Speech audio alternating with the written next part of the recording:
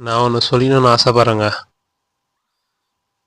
கடவுள் நம்ம கூட இருக்காரு. அதை நாம் எப்படி உணர்வோம் அப்படின்னா, எந்த ஒவ்வொரு விஷயத்தையும் நமக்குள்ளேயும் நம்மளை சுற்றியும் நம்மளை சார்ந்தோம் ஒரு விஷயம் வருதுன்னா, அது கடவுள் நம்மளுக்கு அனுப்புகிறாரு. அந்த விஷயத்துக்கு நம்மளால முடிஞ்ச விஷயத்த செஞ்சே ஆகணும் அப்படின்றது மட்டும்தாங்க அர்த்தம். ஏன்னா அது உங்களை தேடி வரவே வராது.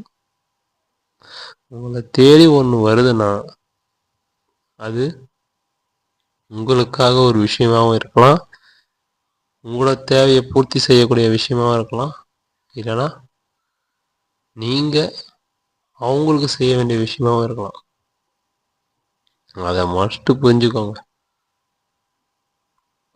எப்பயுமே யாருமே ஈஸியாக வரமாட்டாங்க.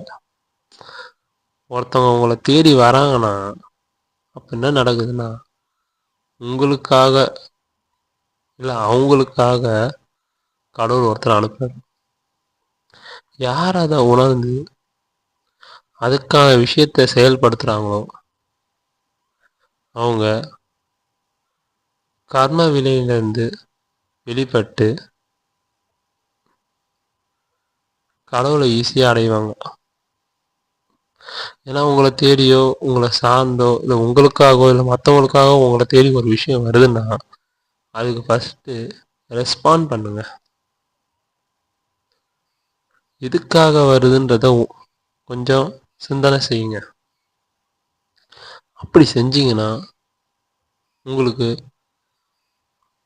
ஒரு நல்ல விஷயமோ கெட்ட விஷயமோ அப்படின்ற சிந்தனை அதிகமாக யோசிக்கக்கூடிய ஆற்றல் உங்களுக்கு வெளிப்படும்.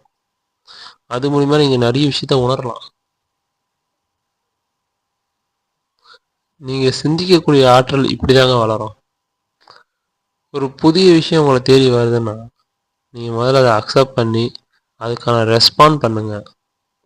எடுத்தவொடனே இல்லைங்க போங்க அப்படின்னா சொல்கிறாதீங்க. பொறுமையாக கேளுங்க. அந்த 1 நிமிஷம் 5 நிமிஷத்தில் ஒன்றும் ஆக போகிறது இல்லை. எதனால் அந்த பொறுமை இருக்க மாட்டேங்குது? பொறுமை கண்டிப்பாக வேணுங்க. பொறுமை இருந்தால் தான் கடவுளை அடையவே முடியும். கடவுள் ஈஸியானா காட்சி தர மாட்டாருங்க. நீங்களே புராணத்தில் பார்த்துருக்கீங்களா?